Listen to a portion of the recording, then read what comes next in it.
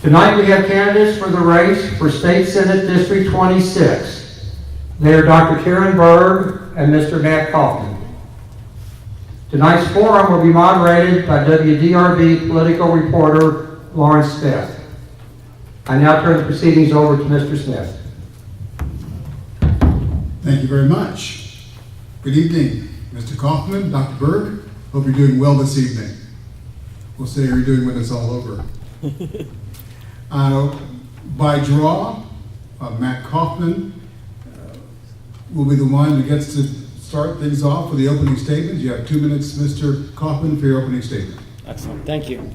Thank you, everybody, for coming tonight. It's good to see a crowd here. It's good to see folks watching at home, too. My name is Matt Kaufmann. I'm running for State Senate District 26. I'm a public educator. I never planned on running for office until I felt that our democracy was under threat, that my students were under threat, that our families were under threat, and that I saw it as my duty to do so. I love my job. I'm on track to be assistant principal, and my degree is in EDS, so I can be a superintendent of schools. My dream is to build schools.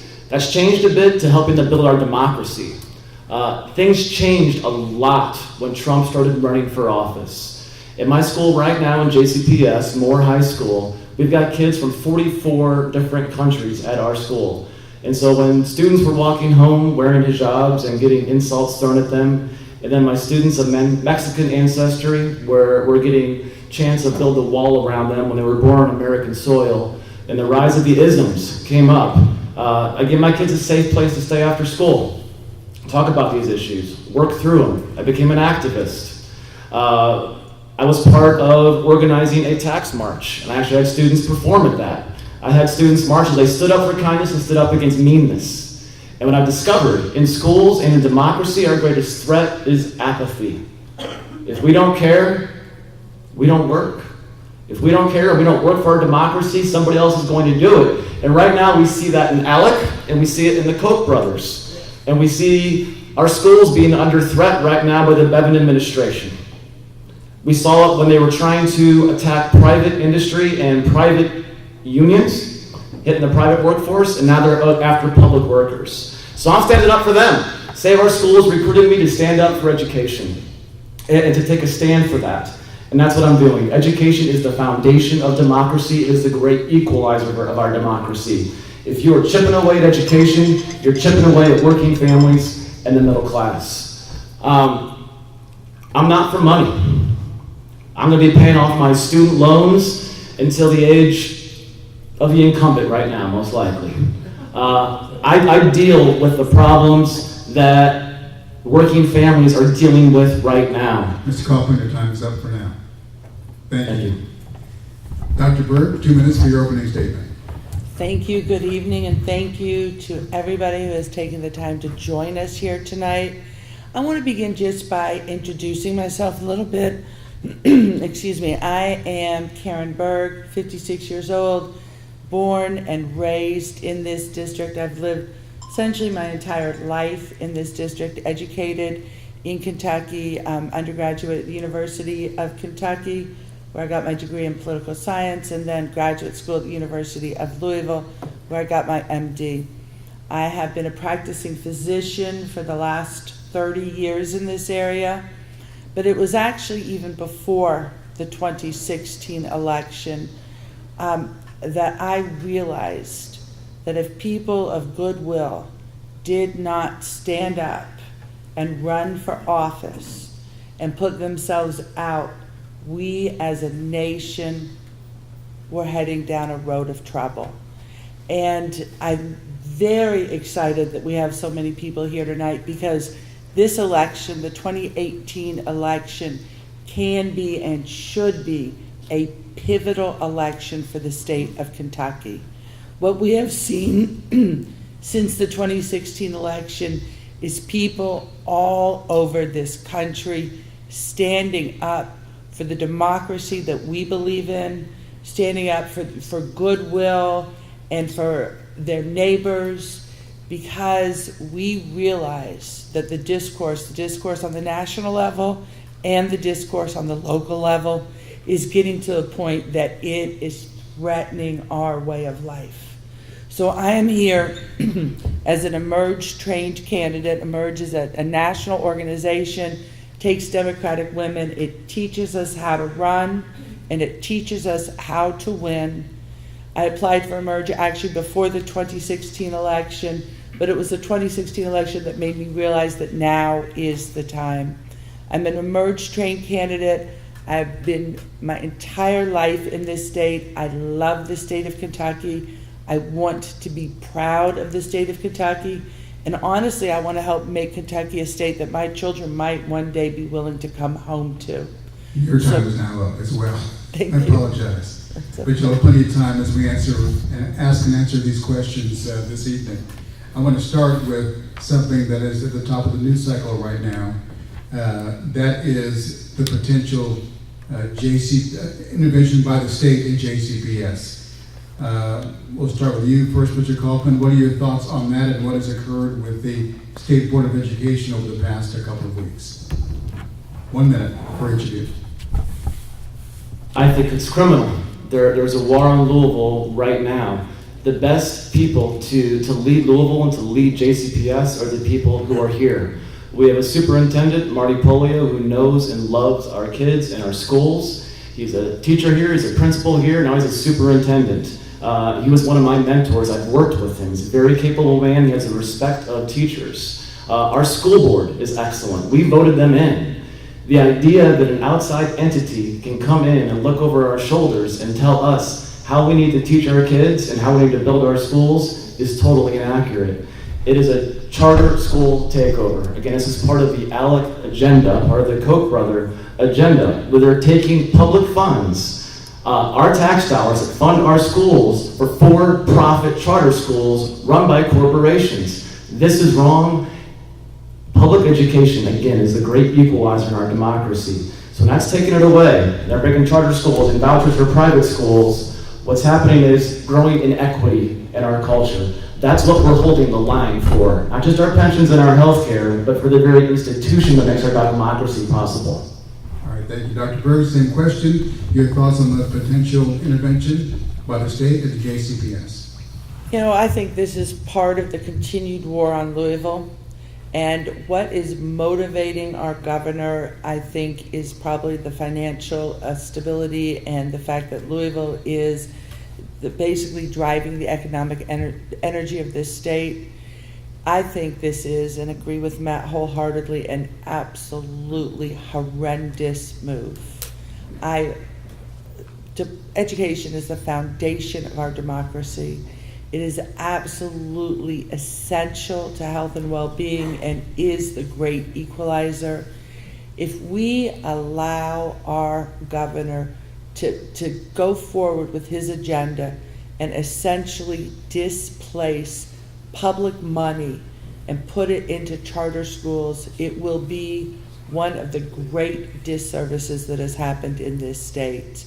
We need to keep every penny of public money into our public schools. We need to strengthen and grow our public schools. It is essential to the growth of the state of Kentucky and to the maintenance of our Commonwealth. So, Time's up. But I do want to continue in this vein, because you both mentioned charter schools. So I want to hear your thoughts. Supporters say charter schools are one method that can be used to narrow the achievement gap that we are seeing in Jefferson County schools. Mr. Kaufmann, your thoughts on charter schools and what supporters are saying about the need for them? If you're a fan of charter schools, find private funding for them. I got some good ideas for charter schools. I find private funding. If you want more innovation in our schools right now, take away the red tape. We've got a talented teaching staff. I've worked in Oldham County and Jefferson County. In both places, we got passionate, talented teachers and kids who want to learn and be a part of the work. We need to get rid of K-Prep and this state testing. Nobody cares about your test scores after high school. They care about the quality of your work and the content of your character. What we need to start doing is get more innovative with our public schools and get rid of that red tape so we can do so. Let our students work alongside nonprofits, local businesses, industries, and solve problems that our communities are facing together. Incorporate service learning. Let's do learning that matters. Let's bring back the blue-collar trades in our schools. Let kids work on their communities in ways that are meaningful to them. If education is not meaningful and relevant to the student, apathy grows, and there's a disconnect. We need kids to find their passion and their purpose. That's our goal as an educator. Charter schools are not the answer. It is part of the con to get public funds for private enterprise, private profit. We're going to fight it with everything we have. Dr. Berg, same question, charter schools and the argument that they're needed to close the achievement gap. I think charter schools are a con. I would agree with Mr. Kaufman.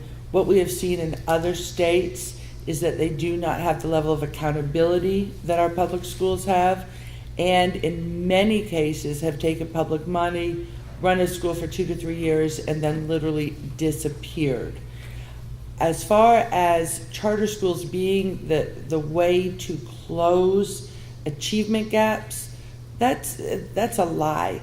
What charter schools are is a way for people who want their children to be in a population of like-minded children. This is what they do. They say, oh, we'll put them in a charter school. Charter schools wouldn't accept my children. Why would we be putting public money into a program that is not open to the public? This is a ruse for getting religion into education, for excluding minorities and LGBTQ children and all sorts of other people from the public system, and I will have nothing to do with it. A related question connected to the education debate is the pension debate. Mr. Kaufman, starting with you, how would you address the mounting unfunded pension liability for state workers and teachers? First off, I really disagree with how it is funded right now. The tax cut for the top 1% in our state and raising taxes on working families. So the kids that I'm serving and the kids that I'm working for right now, their taxes are going up for their families. It's going to hurt them. To fund the pensions, I think it's a lack of leadership right now when they go to a cut-first approach. We cannot cut our way to progress. We've got all kinds of ways we can raise money. First off, I think it's a crime to deny people medical marijuana. And that's also a revenue stream that we can capitalize on. We can bring in gambling from casinos. The casino, when the flood hit in Indiana, was making $250 million a day in tax dollars. That's what it was losing. We can bring that money back over here. We can lead the nation in hemp. We can grow hemp. We can make biodegradable plastics. We can find ways to grow our industry that increase wealth over time, not just finances, but real wealth, real knowledge. Those are things that we should be doing. We need to at least talk about recreational marijuana and the revenue we can bring in there and the cost that we can save from that. And just how disproportionately that affects youth of color. Instead, we should decriminalize that. We'll save money, we will raise revenue, we can fund our pensions through those methods. Dr. Berg, same question, please address the issue of the unfunded liability of the pension system. First of all, I want to say a pension is an absolute promise. And there is no way that you can ask people to contribute during the course of their career and then at some point say, oh, I'm sorry, we spent your money, we didn't invest your money wisely, and we don't have your pension. That is absolutely not a possibility as far as I'm concerned. So what do we do? How do we raise money to fund the pension deficit? Well, first of all, I do not think you can cut your way out of a deficit of this magnitude. So we have to look at how do you generate revenue in this state. Long term, ideally, the way you generate revenue is you adequately educate your population, and you support your teachers and your public school systems, and you develop an adequately educated workforce that actually will attract businesses to this state and help us generate revenue and increase tax revenue in this state. In the short term, there's a lot of answers. I think, legalizing cigarettes or increasing the tax on cigarettes is a no-brainer. Bringing gambling back into the state. You can go to Ohio, you can go to Indiana, you can go to West Virginia. We might as well be keeping that revenue in the state. And then I very seriously want to talk about legalizing marijuana. We are the number 1 or number 2 grower of marijuana in the country. We're growing the product, we're selling the product, we're buying the product, we are not taxing it. And then you have the costs of criminalizing the product. So there's still a lot of research to be done, but I don't want Kentucky to wait until we're one of the last states in the country to legalize this product, because people are going to be making a lot of money, and I don't want them to get ahead of us. You both mentioned legalizing marijuana, so I want to drill down on that subject a bit before we move on. Talk about why, and are you talking about recreational marijuana, medical marijuana, both, and how do you address some of the concerns people have about making marijuana more available in the state? Mr. Kaufmann first. The most dangerous thing about marijuana right now is the fact that it's illegal. There are so many people who would benefit from that medicine right now, and I think it's just wrong to deny that. And organizations like ALEC are representing big pharma, alcohol, tobacco industries. They don't want that drug legalized. It's going to cut into their profits. I have so many students who have graduated who have a marijuana charge on their record. That's a life sentence. That's wrong. That makes it harder for them to get a job. That it's harder for government assistance. It just makes their life much more difficult. Not only do we need to legalize medical marijuana and talk about recreational marijuana, if we pass recreational marijuana, we need to expunge the records of people who have offenses in the past. The only way marijuana is a gateway drug, that's one of the main concerns people have, is because it is illegal, and it puts them in contact with illegal activity. If you're going to talk about gateway drugs, the real gateway drugs, the first ones, cigarettes, alcohol, those are also gateway drugs. Prohibition does not work. There's a revenue stream that we can use. I think we need to do it. Dr. Berg, same question. I definitely support legalizing medical marijuana. That is something that's happening basically all over the country. It's been shown to have significant medical benefits, particularly in patients with seizures, post-traumatic stress disorder, chronic pain syndromes. What's very interesting is that marijuana has been shown to help opioid addicts in their recovery, and this week alone the FDA announced 2 cannabis-based drugs that they are in the process of approving. So medical marijuana, I think, is coming nationally, and I don't think we're going to have to do much except keep up with that. The real question to me is recreational marijuana. Unfortunately, marijuana has in this country been a Schedule I drug for many, many years, and the history behind that and why it's a Schedule I drug. And for those of you who don't understand the drug schedule, that is the highest of the worst of addicting drugs are Scheduled I. It's a very long, rather sordid and actually racist history as to how marijuana even got classified that way. But what has happened as a result, which is I think very unfortunate, is that we haven't done much research in this country on marijuana. So the research that we're looking, most of the data that we're looking at is coming from overseas. It would obviously make answering this question a lot easier if we had some more research done in this country. But nobody's ever died of a marijuana overdose. It does not seem to be addicting. It seems to be very helpful in people with anger control issues. And I mean, nationally, the conversation is definitely going in this direction. Thank you very much. I've been reminded that I am neglecting alternating questions so that you're not getting the first question all the time. So I'm going to start doing that. Thanks for that reminder. And a reminder to you guys to please, when you see that yellow flag go up, you've got 30 seconds left. And when the red goes up, please close your thought and end your answer to that question. All right, we're talking about trying to raise money for pensions, and that leads to the discussion of comprehensive tax reform. Dr. Berg, give me your thoughts on what comprehensive tax reform exactly means and how you go about it. Well, Kentucky's tax code is archaic and does need to be updated for a modern economy. The current tax plan proposed by the GOP is not the answer. Taxes should empower and grow the economy of Kentucky and not inhibit it. We must tax corporations properly in our state.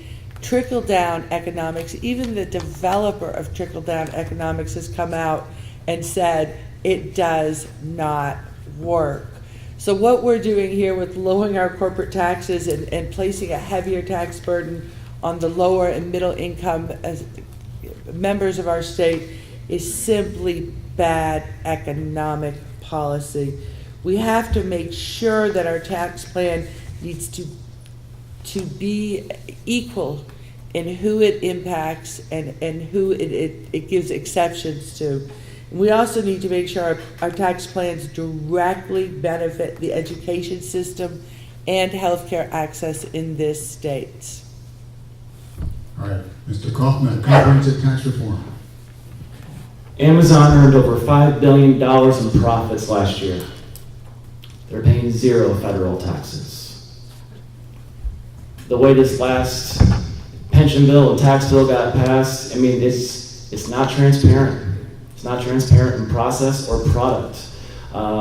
Democracy dies in the dark. We all need a say in how our taxes are being spent and what do we want them spent on and who's paying what. When they are cutting taxes in the top 1% in our state and raising them on everybody else, our representatives are not representing us. They're representing big business. They're representing those who have power and money. A just society is one where we all pay our fair share. The capital gains tax in the 1950s was 90%.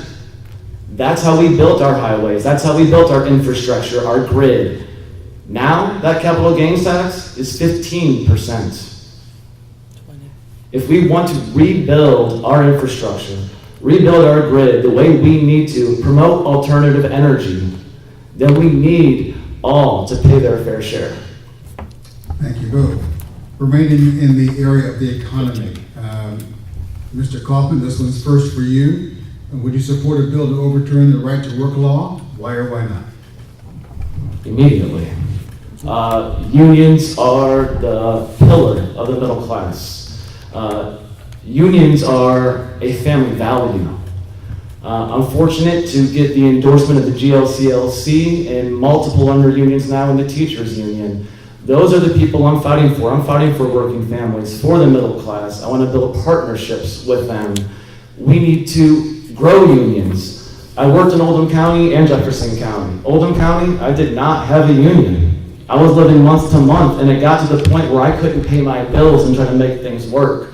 That's one of the reasons I went to Jefferson County. I got an immediate $10,000 raise per year because I had a union looking out for me. We need unions looking out for us, fighting for us. We need collective bargaining rights. Right to work is right to work without representation. We need representation. There's power in numbers as part of the American dream. Without unions, we don't have a protector. Dr. Berg, would you support overturning the right to work law? Why or why not?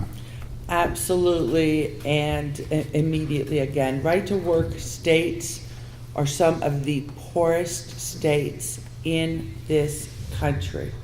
So why would we enact legislation that basically hurts our economy, hurts our working families, and keeps our working families from having food on the table and being able to seek health care? So much of what we're seeing in our society is those that have trying to make sure that they keep what they have and they get more and more without any concern for the other members of society. And right to work laws are another example of corporate America literally trying to take the food off the table of working people.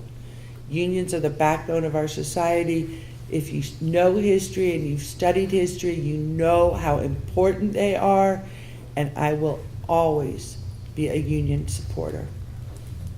Dr. Berg, this question is for you to start off with. Do you support raising the minimum wage statewide? Why or not? Why or why not? And would you support allowing municipalities to set their own minimum wage? You know, our current federal minimum wage is set at $7.25 an hour. Basically, this is not a living wage, and it forces people who work full-time to live in poverty. Economists say that low minimum wages maximize profits, and higher wages essentially contribute to the gross domestic product. So what you're doing with a low minimum wage is you're again supporting corporate America. And what we need to be doing as Democrats is supporting working America and supporting people across the board. It's just another example of corporate America basically trying to hurt the little guy. As far as whether municipalities should be able to set their own minimum wages, absolutely. The cost of living varies from state to state, not just state to state, but sometimes city to city. And what we need is a living wage. So without question, I would support that. Mr. Kaufman, your position on the minimum wage statewide and allowing local municipalities to set their own wage. Absolutely. No one should work 40 hours a week and be impoverished. Right now, I've got many students who are also working 20, 25 hours a week just to make ends meet at home. That's preventing them from capitalizing most on their education. When a CEO at Walmart is making 1,200 more times than the median income of his employee, that's an issue. This is supporting an oligarchy at this point. I would say raising the minimum wage to a living wage is a family value and something that we should all want and fight for. And that it is going to grow the economy. We are actually subsidizing Walmart when they're not paying their workers enough money with their tax returns. We need to raise the minimum wage. One more economic question before we move on to a different category, and that is the local option sales tax. Starting with you, Mr. Kaufman, this has been debated over several sessions down the General Assembly and never passed. What are your thoughts on local option sales tax? I think that's fine, that local areas need to have control over their local sales tax. I'm fine for local control everywhere. There's different situations in different cities, different municipalities. So if they need to adjust the taxes in different ways for those places, they need that freedom to do so. Dr. Berg. I think this actually goes back again to the war on Louisville, which I really don't know that I understand, but if a municipality chooses and their electorate agrees to raise their tax rate for whatever reason, for infrastructure, for whatever reason their citizens agree to this, I don't know why a state or another entity would want to try to stop them unless it's just simply an issue of who is in control. All right, Dr. Berg, this one's for you to begin.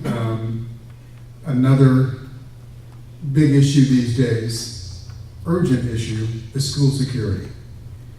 Give me your thoughts on school security. What would you do about it in light of the recent school shootings? I am actually not a proponent of turning our schools into fortresses. I think that schools need to be a safe place where children feel safe, but I am not sure that putting in metal detectors and having armed guards and bulletproof windows are the answer to that. What I see as the answer to this issue is to address the epidemic of gun violence as the actual public health crisis that it is. You know, statistically, we have 22 students are murdered in school a year, but we have almost 1,500 students murdered outside of the classroom a year. 92 deaths a day nationally. So we really need to address this as a public health issue. As far as in schools, I strongly support efforts to improve school climates, anti-bullying, have counselors in every school. Some people have suggested using threat assessment technology in schools where you identify children who are at risk and you intervene early. Without question, we need to make our schools a safe environment where children feel heard and respected. But is the answer making our schools into fortresses? I don't honestly think so. Mr. Kaufman, your thoughts on the issue of school security? For school security, I would be a major proponent of more SROs in schools, security resource officers. These people should also be trained in de-escalating. They should be trained in racial bias. They need to become part of the school. My SRO at my school is part of the culture. He plays basketball with kids. He jokes with kids. He's like another instructor in the hallways. We also only have in Kentucky one mental and emotional health expert for every 1,200 kids. That's not enough. We need a lot more of those to meet those needs immediately. I'm also a believer to start early. I'm a believer in public daycare for all and to fight for that. And for meeting those kids' needs early, those cognitive needs, those social emotional needs, those reading levels, they're less inclined to be violent later on. There is an epidemic of gun violence in our culture right now. I agree, it is a health issue. We need to think about some common sense gun laws with that also.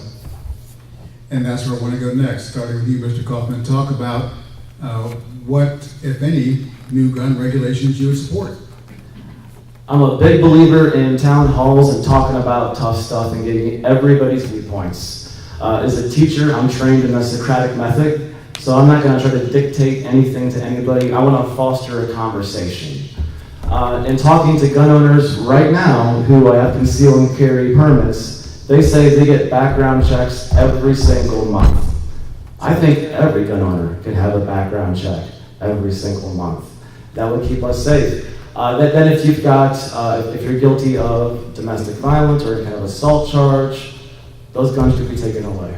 I'm against bump stocks. I think we need psychological evaluations. I'm also a big believer that education is a big thing for this. You need to take a permit test for a gun. When you get a car, you take a permit test, take a driver's test. Same thing with a gun. You have some kind of written test, some kind of training. You can't just go in, buy a gun, and walk out. There needs to be some kind of instruction and safety course with it. Dr. Berg, what, if any, gun regulations would you support? I think honestly the question for me would be what common sense gun regulations wouldn't you support, because that would be a much shorter answer. I believe that we need to enact some really serious common sense gun legislation in this country, and the Supreme Court has already given the go-ahead for us to do this.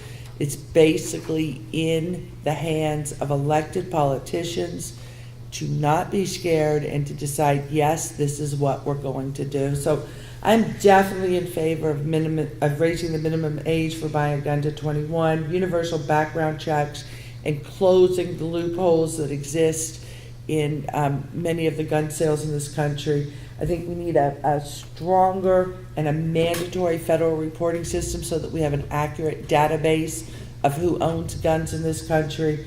I think we have mandatory waiting periods because we know statistically that cuts down on the suicide rate.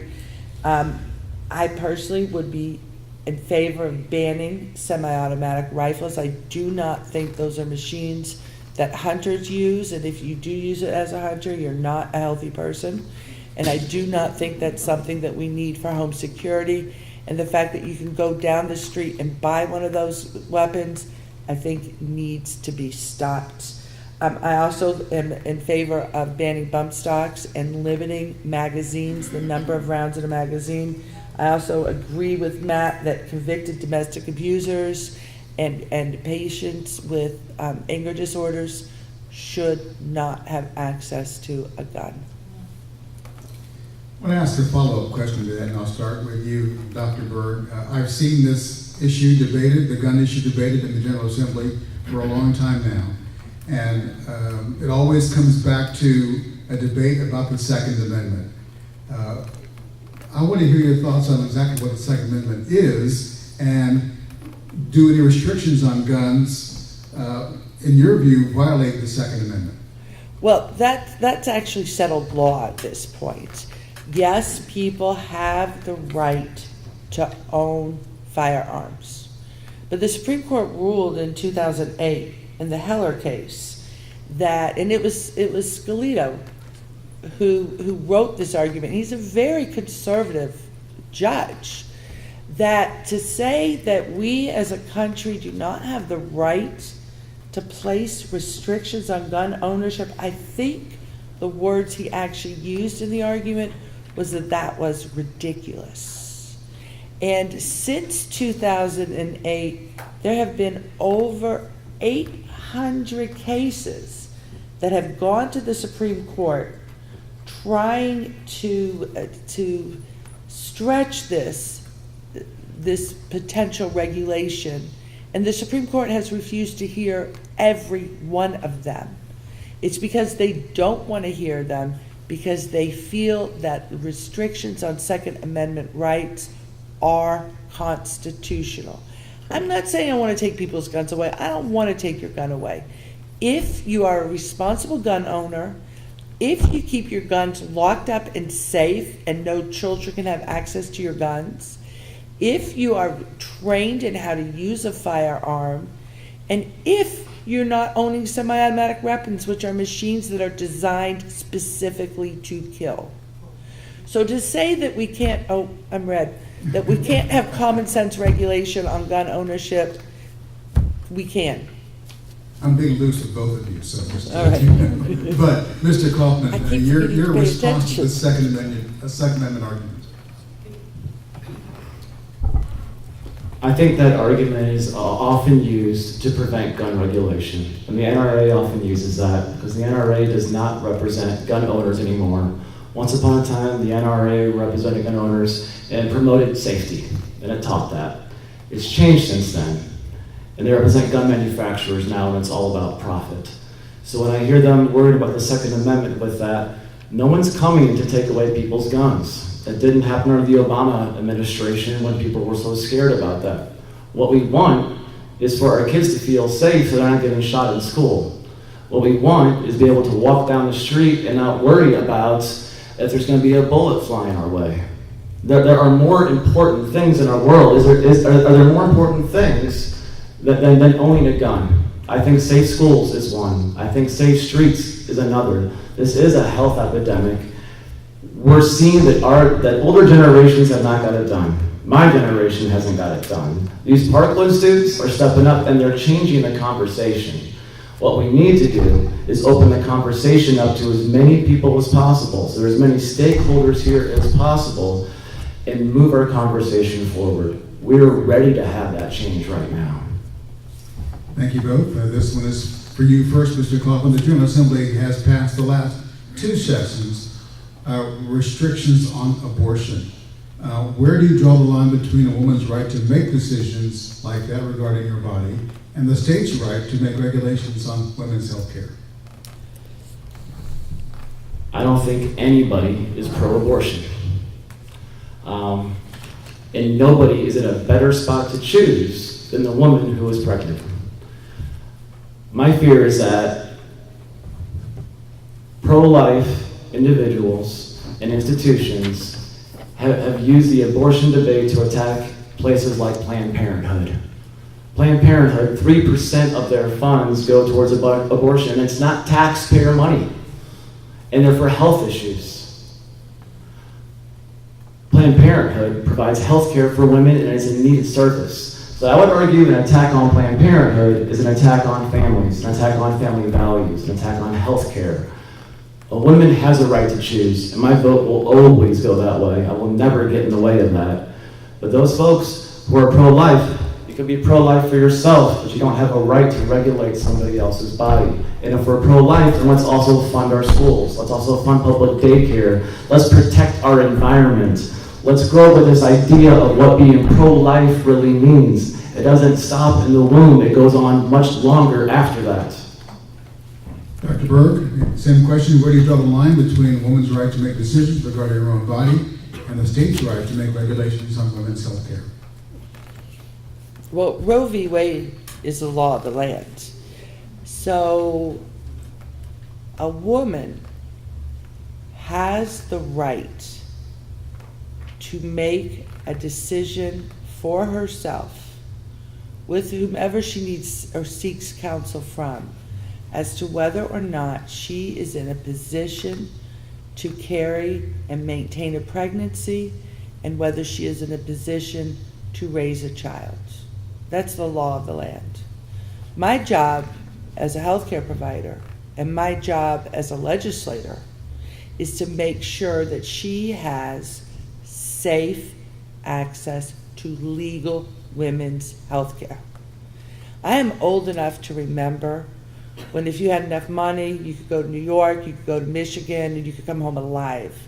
And if you didn't, you ended up in my emergency room with perforated uterus and uncontrolled bleeding or pelvic inflammatory disease. This is a decision that has already been made. What our state is trying to do is trying to override Roe v. Wade by closing the last legal abortion center in this state. It is being done on a pretense. They are using our taxpayer monies to do it, and I cannot wait to get to Frankfurt and stand up and speak to this issue. If you don't believe in abortion, by God, do not have one. But there is a separation of church and state, and it is not your job to tell another woman what she should be doing with her body. You'll hold your applause, please. What would you do, and this is for you, Dr. Berg, to start, what would you do to ensure equal rights and protections for the LGBT community? Well, this is an issue that's very, very near and dear to my heart. I am a fairness endorsed candidate and the only fairness endorsed candidate in this race. Fairness basically is legislation that protects LGBTQ members of our community from being fired or being kicked out of their housing because of their sexual orientation or gender. I think that Kentucky needs a statewide fairness ordinance, not just to protect our neighbors, but actually to increase our ability to attract businesses to the state. There are many corporations and many businesses that don't want to develop in a state without a fairness ordinance because their workers want and need that protection. I was taught to love your neighbor as yourself. I was not taught to judge your neighbor first and then decide whether or not you were going to love them.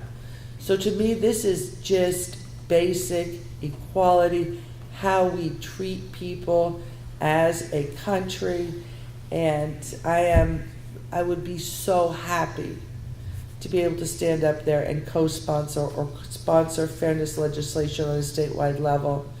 It is a dream of mine. Mr. Kaufmann, what would you do to ensure equal rights and protections for the LGBT community? I've worked with a lot of students who are afraid to come out to their own family. So they'll write it on paper, they'll share their stories. And these are kids who often have some of the most insightful things to say, period, because they're on the margins of society in lots of ways. But they find community in arts. They find community when they're allowed to express. These are people, they're students in our chairs, they're teachers in our classrooms, they are our doctors. They're a big part of our community. We do need a Fairness Act everywhere. Right now, in many places in Kentucky, you can get fired for being gay. You can be thrown out of your apartment for being so. We've already fought the civil rights battle, but we're still fighting it. It is wrong. I'm not sure what people are so scared of with this. That they're a major contributor to our community, to our economy. We need to take care of them. Mr. Kaufmann, this is for you to begin. Are you for or against religious exemptions for private enterprises in providing products, services, and accommodations to the LGBT community? There should be private and religious exemptions must not be used as grounds for discrimination for minorities of any type, period. Dr. Berg, religious exemptions? I think if you open your door or you put out a shingle and you invite the public to come in and shop or use your services, then you have to treat every member of the public equally.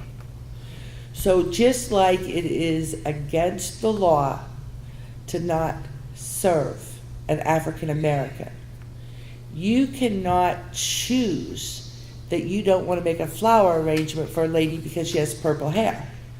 And you cannot choose to not make a t-shirt for an organization because they are going to be using that at a gay rights rally. If you open your door to the public, you serve the public. If you don't want to serve the public, keep your door shut and make it a private institution. Moving along to kind of a scattershot approach, not categories, but just different questions on different topics. As you know, Connect has been dismantled, and coming soon are work and service requirements for Medicaid recipients. Your thoughts on this plan for Medicaid? All right, I'm going to tell you real quickly, I'm going over that red line here on this one, okay?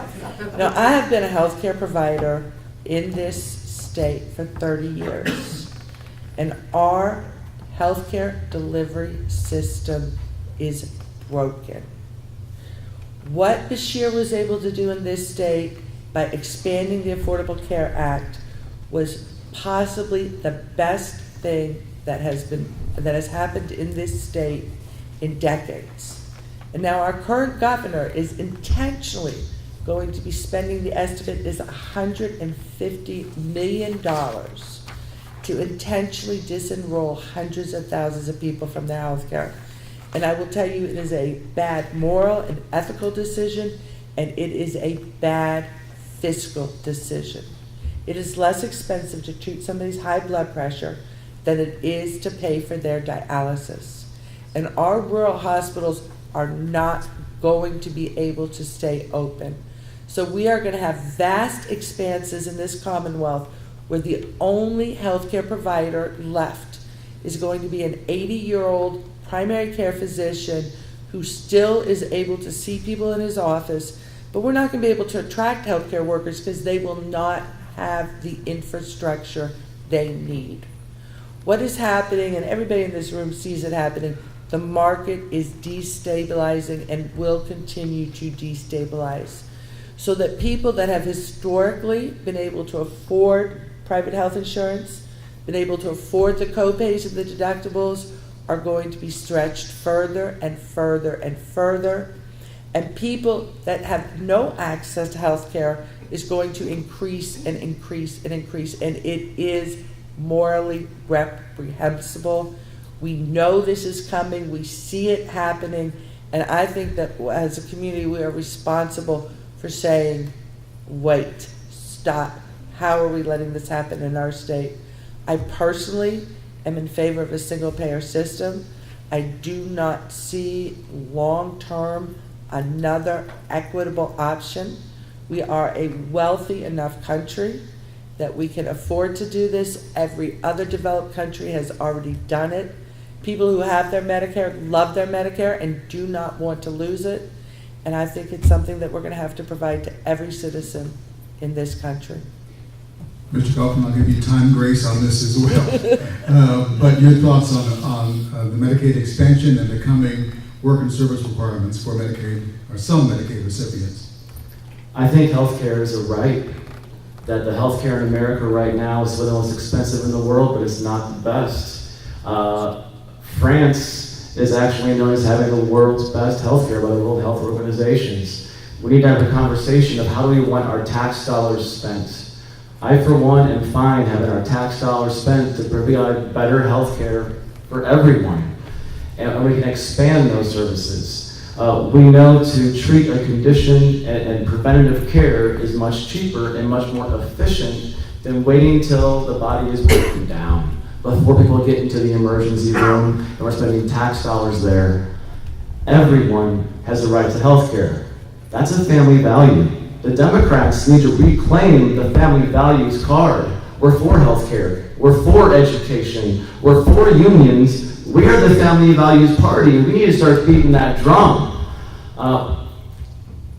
Right now, my fear, again, are these outside groups coming in, like Alec, like the Koch brothers, where their main concern is profit. They don't care about people.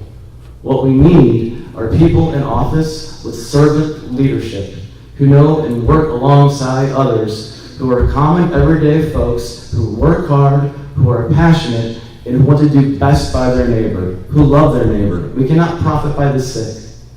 No one should go bankrupt because they get sick. No one should lose their house because they get sick. Getting sick is not a crime. Denying health care to us is. We have not yet addressed the opioid crisis. And starting with you, Mr. Kaufman, what, in your view, can the state do to deal with this, what is a true crisis? We need more treatment facilities. Number one, too often it's easier to get high than it is to get help. So we need to reach out to people. That's the immediate thing. I'm a believer that education can fix every single ill in society.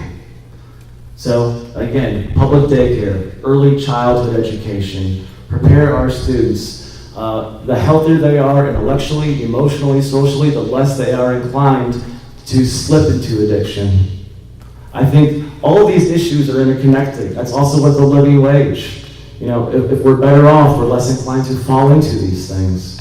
I do believe legalizing medical marijuana will help with the opioid crisis. It gives folks for pain relief in other ways. I think Big Pharma is largely to blame for the opioid crisis right now. They need to be held accountable. I think there should be a lawsuit for them. They should help fund our treatment facilities that we need. Also, being addicted to drugs, there's like this character flaw that goes with that in society. You're branded as a drug addict, you're seen as criminal, but it's a health issue, and we need to treat it as such. We can't brand these people with a life sentence of being labeled as an addict. It's a health issue. We need to help them. We need to fund it. It's best for all of us. Dr. Berg, what can the state do to address the opioid crisis? Again, I think we need to treat opioid addiction as essentially the iatrogenic medical crisis that it is. And what iatrogenic is, it means it was created by medicine. And I remember very well back in the late 80s, early 90s, being in mandatory CME. Turns out these were the drug companies that were requiring us to listen to them, tell us that not treating pain was malpractice, that these drugs were not addicting, and that we needed to be prescribing these drugs. Now you fast forward 30 years and we have a nation of addicts. I think we need to treat this like the healthcare crisis that it is. We need to have good quality, not for profit treatment centers. I am 100% in favor of court-ordered treatment, simply because very few addicts, these are highly addicting drugs. Nobody just wakes up, or very few people wake up and say, oh, today's the day I'm going to get clean. Usually they need to be coerced, they need something to hold them accountable. So I am 100% in favor of court-ordered treatment, but we have to have good quality treatment beds available. It does no good to court order somebody to treatment and then have no beds available for them. This is a national crisis. 42,000 opioid deaths in 2016 alone. And it's a self-made crisis. In 30 years, God willing, it will be gone because we have been re-educated.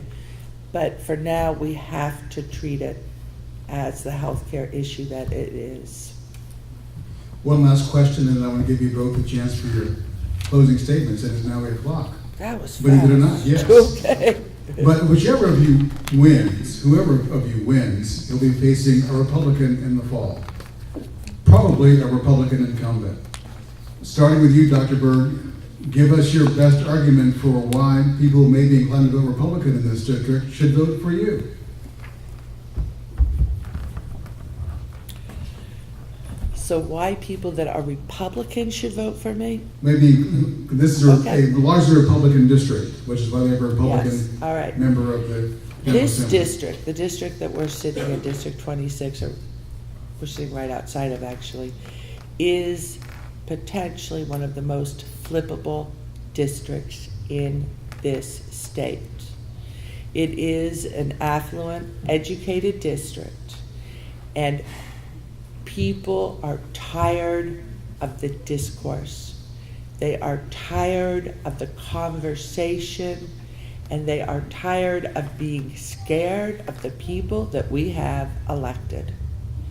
So why should a Republican vote for a Democrat? Because we have an offer of hope and an offer of change. I think Matt and I both agreed very early on in this primary that we would not go low, that we will not be derogatory towards each other. We are people of honor and people of goodwill who are here to work towards making this a better state. And let me tell you, the Republicans are not doing that. And if you're a housewife in Oldham County, you better be in favor of gun control, because it's your children that are at risk. And if you are a family, out in northern Jefferson County, well, your kids are coming out, and you want a safe environment for them. If you have a niece or a nephew or a brother or a sister who's an opioid addict, you better want somebody in public service who understands that this is not something that you should be ashamed of, that these are highly addicting drugs, and this is something that you need help with. Mr. Kaufman, I'll turn to you, the same question. Your thoughts on flipping this district, which is currently represented by a Republican? I think a lot of people are tired of the partisanship, and they're tired of the culture that's going on right now with a lot of name calling. They want to identify problems, and they want to work towards solutions. After the primary, I would seek to run above party and unify. As an educator, again, I'm trained in Socratic disciplines. So I want to foster conversation. I want to have a lot more town halls. I want to bring everybody to the table. I think that we have a lot in common, a lot more in common than our legislators and the media would like us to think. In some ways, they're invested in us being polarized. I think Republicans and Democrats want to see working people in office. I work 70 hours a week as an educator, and I'm running my own campaign. It's run by my past students. They're all volunteers, their families, teachers, and my girlfriend who works at a nonprofit, Water with Blessings. I think that kind of story pulls people in, and they want to be part of a coalition to create change. Teaching in Oakland County and teaching in Jefferson County also gives me a unique bridge between those two counties. I work with students there and students in Jefferson County and both their families, so I understand these demographics very well. In my whole career, in Oldham and in Jefferson, what I've specialized in is articulating missions with a group of people, getting buy-in, and building coalitions with a diverse group of people and talents. That's what this needs. I don't have the answers for every single question, but what I do know is people, and working together and building coalitions and fostering passion and creating change and getting results. I think Republicans and Democrats both want that. We're tired of the toxicity in culture. We're tired of the scapegoating. We're realizing that our democracy will only work for us if we work for it, and we're ready to work for it. Time for closing statements, and since you went second in the opening statement, Dr. Berg, you get to go first. You have 2 minutes for your closing remarks. First of all, I want to say I really appreciate everybody in this room coming and listening to us. This is what democracy looks like, and it is extremely important that we have people who are participatory and who care and who show up, because apathy is our greatest enemy, and that's what got here. Now, why should you vote for me? Because that's ultimately the question. Why should you vote for me? I have the time and the energy and the education to win this seat. I don't care which of the Republicans come up on the other side in the general election. I know how to beat them and have full intentions of winning this seat.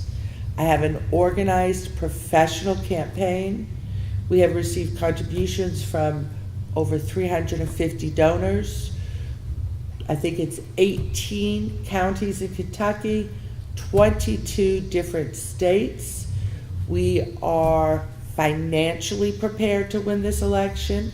We have knocked over 2,500 doors and are entirely on target to knock every door of every primary voter in this district prior to the election. We are not playing. I did not decide to do this at the last minute. This is a concerted and very determined decision on my part that I have been planning 3 years for. I can beat Ernie Harris, and I am the candidate in this primary who can do that. So thank you for your time. Mr. Kaufman, you have 2 minutes.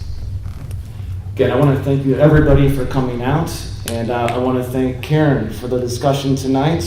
I think it's been an awesome primary, and I'm looking forward to the last month of this also. Why am I the best candidate for this? This is the year of the educator.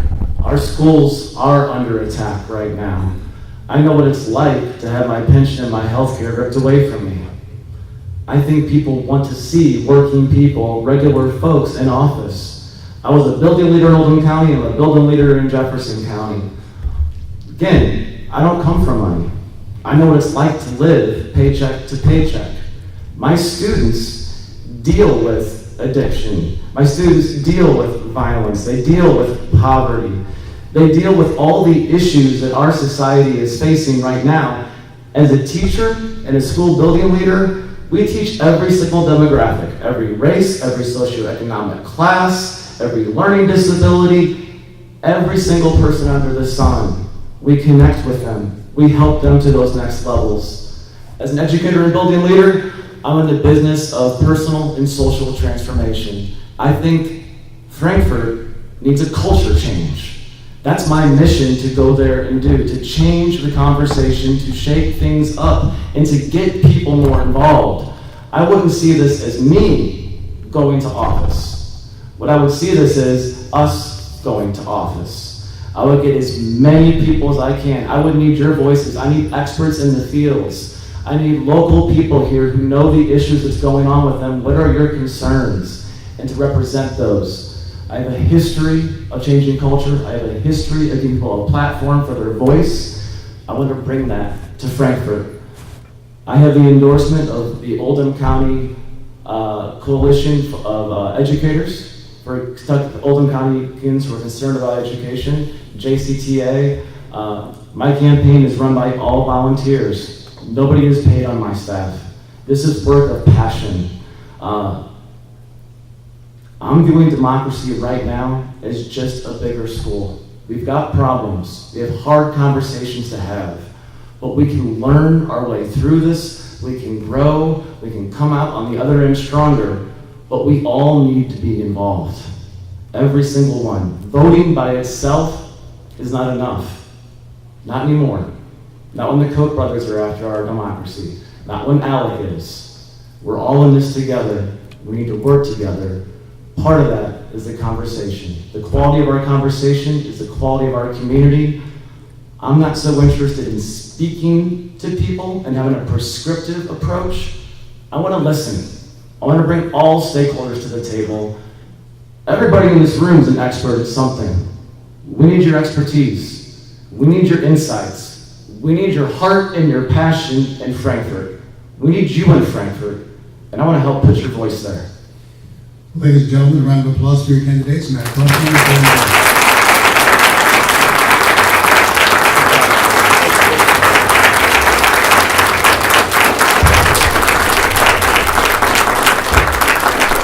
Thank you. Thank you, Matt and Karen, for your willingness to participate and for your openness. Thank you, Lawrence, for your time and commitment to the process.